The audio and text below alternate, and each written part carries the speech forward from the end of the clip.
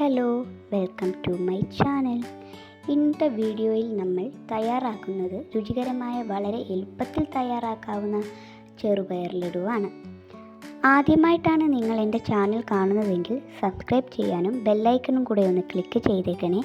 നേരെ നമുക്ക് വീഡിയോയിലോട്ട് പോവാം. ആദ്യം അരക്കപ്പ് ചെറുപയർ നന്നായി കഴുകി വാരിയെടുത്ത ശേഷം വെള്ളം പോവാൻ നമുക്ക് കുറച്ച് നേരം മാറ്റി വയ്ക്കാം. അതിനുശേഷം ഒരു പാൻ എടുത്ത് അടുപ്പത്ത് വെച്ച് കഴുകി വെച്ച പയർ ഒന്ന് വറുത്തെടുക്കാം.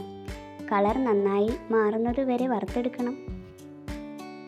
ഇങ്ങനെ ബ്രൗൺ കളർ ഷെയ്ഡ് നമുക്ക് കിട്ടുന്നിടം വരെ നമ്മൾ വറുത്തെടുക്കണം. അതിനുശേഷം നമുക്ക് ചൂട് ചെറുതായി മാറിയതിന് ശേഷം നമുക്കിത് മിക്സിയുടെ ജാറിലിട്ട് ഒന്ന് പൊടിച്ചെടുക്കാം. അതിനുശേഷം നമുക്ക് മറ്റൊരു പാനിൽ കുറച്ച് ശർക്കര എടുത്ത് കുറച്ച് വെള്ളവും ചേർത്ത് ഉരുക്കിയെടുക്കാം.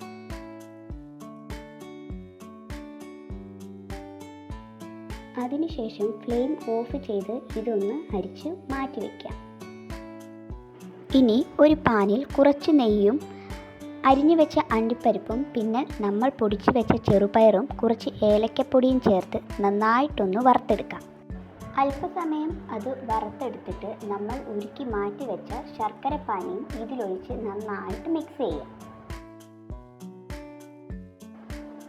അതിനുശേഷം നമുക്ക് ഫ്ലെയിം ഓഫ് ചെയ്ത് ഈ മിക്സ് നമുക്ക് വേറൊരു പാത്രത്തിലേക്ക് മാറ്റി 10 മിനിറ്റ് അടച്ചു വയ്ക്കാം. മിനിറ്റിന് ശേഷം കയ്യിൽ കുറച്ച് നെയ്യ് പുരട്ടി ഇതൊന്ന് ഉരുളകളാക്കി എടുക്കാം.